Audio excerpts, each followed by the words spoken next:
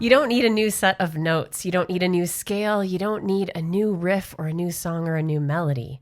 You need new things to do with the notes, scales, and melodies you already have.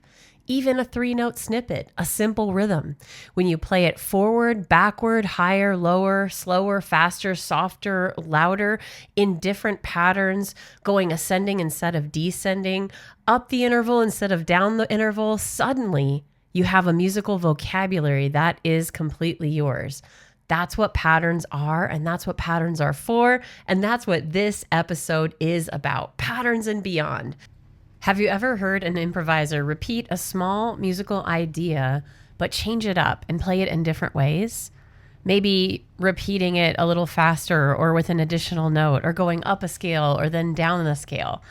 Wasn't it satisfying to hear that repetition? Once your ear locks on to something, it wants to hear it again. And if we only hear something once over and over again, if everything is new, it becomes more exhausting for our mind. So as an improviser, repeating is a great tool. Have you ever felt like your improvisation feels random, like you're moving from note to note, you're not sure where in the range to be, you're not sure what to come next, and your notes aren't connecting to anything? Wouldn't it change everything to just have a handful of a few patterns, something that you really own, that feels correct in your body, that is fun to play, that you can rip on your violin, that would make you feel fun and communicative, that you could deploy in any musical situation? Wouldn't you agree that would make it more fun to improvise? Well, what if the secret to a distinctive musical voice isn't more notes, but the way that we combine them? Just like learning the entire alphabet, you can say a bunch of letters of the alphabet, but if you combine those letters into words and then those words into phrases, you're really able to start communicating. And that's what we want to do here with music. When we're improvising, you shouldn't have to be translating a cipher or coming up with brand new ideas from scratch. Using patterns is the way through that will help you start to solidify your own musical vocabulary. If we haven't met, I'm EP Archer, and I help committed adults over 30 who play the violin to create beautiful tone and unshakable confidence without compromising the music they love. And although improvising may be something you've never tried, it may be something you love to do, it may be something you would like to try but are nervous about, no matter which of those 3 people you are, this lesson is going to be totally helpful, because improvising is one of the most fun ways of practicing when you know what you're doing. And taking a pattern is the most left brain, A to B, linear way to learn improvising so that it can really make sense to you right away and sound pretty advanced in a short amount of time. So the pattern principle is something that every improviser uses. If you're studying jazz, you would call this jazz vocabulary. And there are so many books written, jazz patterns, jazz lingo, jazz vocabulary. The best way to study it is through improvised solos that you hear, that you transcribe yourself, and that you go, ba-ba-doo-da, oh, what is that? And you find it on your instrument, and you discover what it is, and you analyze it, and you do all the math. But I realize time is limited, and if you don't have time to do that, there are plenty of people who have done that. They have transcribed solos, there are written melodies, and you can even take a pattern from a melody.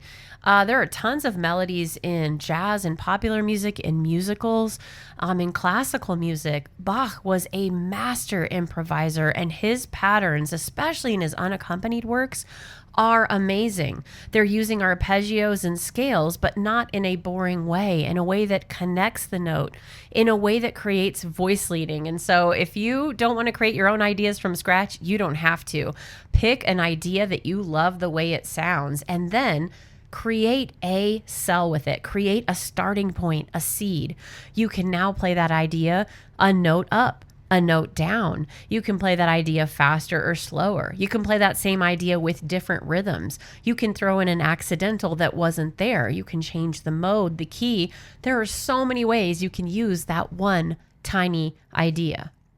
Tracy Silverman does this in his compositional approach to improvisation. He builds like a composer building a theme, taking an idea, developing it, transforming it, communicating with others, taking what they say back, and then returning. His music has this beautiful memory, and you feel like you're present in the story and in a moment, even if you can't name it. That kind of coherence and coagulation of the ideas is what will really make you feel solid and confident in your improvisations. Now, as a violinist, if you are fairly new to the instrument or coming back after a while, fingerboard geography is a key to working through that in a way you don't have to memorize a bunch of key signatures or a bunch of music theory. If you know what finger pattern sounds like, if you know your finger pattern is do, re, mi, fa, or do, re, mi, fa, or whatever the finger pattern is, what you can do is take that and move it to different positions, different strings, and in doing so, you will have different melodic material.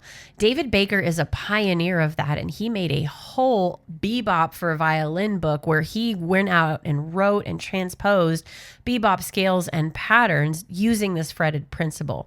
This principle of fingerboard geography, where if I know my fingerboard well enough, I can shift my hand and play the same idea. What's the challenge? Well, it's hard to play that in tune. So if you are a beginner or just barely intermediate, you'll probably get frustrated with tone and intonation as you play into different keys. But I encourage you to do it anyway. Play it for a few minutes every day. I have a student that I just interviewed and I said, what would you tell other people that want to study? And she said, don't be afraid to be bad. You're going to be bad. You're going to suck. You're going to sound really bad at first, but it doesn't matter because you're going to get better. And I was like, that is such a cool way to say it. And hearing a younger person say it like that was like, wow, yeah, we are probably afraid to stink. But getting into these patterns, there's always going to be a starting point. If that feels intimidating, just take a pattern in the first position in a key you're familiar with and work it through the scale. Any 3-note snippet, 3 or 4 notes are great.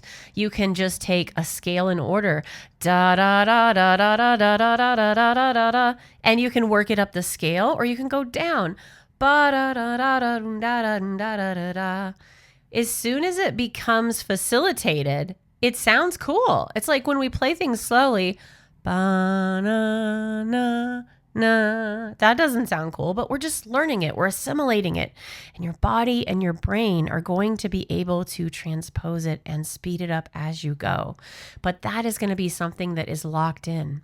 So knowing your fingerboard geography is going to help you. Being able to play it in multiple positions is going to create a more advanced version of it that's also going to hone your technique. And finally, being able to have something with a memorizable finger pattern. Pianists do this, guitarists do it, violinists. Don't sell yourself short by eliminating this as a way of memorizing patterns. If you know 1, 3, 2, 4, you know that is a pattern of thirds. I'm skipping up a note and then I'm going down and then I'm skipping up again. And that pattern, once you have it in your fingers, can be played in any key, in any position, using any scale. So don't be afraid of memorizing finger patterns. You know what Stravinsky said? The arbitrariness of constraint serves only to obtain precision of execution. So let's constrain ourselves. Let's make a little box of 3 notes or 4 notes that you love, that sound great to you. It could be from a melody. One of the most well-used jazz patterns that we use is from Honeysuckle Rose, which is a tune. Da-ba-doo-dee-da. And you learn the tune and you learn the melody, and now you've got something that you can play starting on any note. Or like something like Duke Ellington's A Train. Ba-doo-da-boo-ba-ba. All of those little snippets of melody.